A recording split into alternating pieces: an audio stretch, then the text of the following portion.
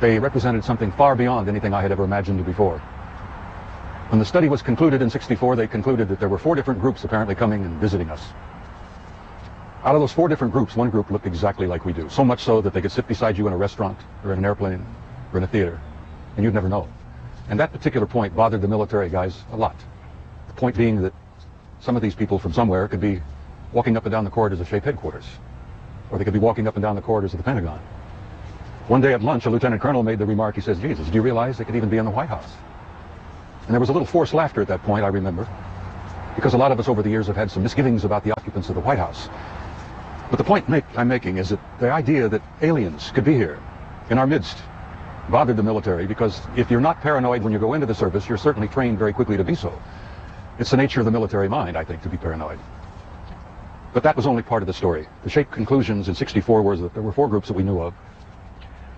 They were apparently interplanetary. Some very likely were interstellar. They even concluded that some of them could be intergalactic.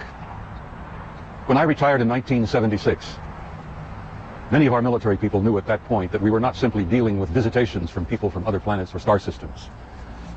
They had concluded by '76 that some of these visitors very well might be multidimensional in their source.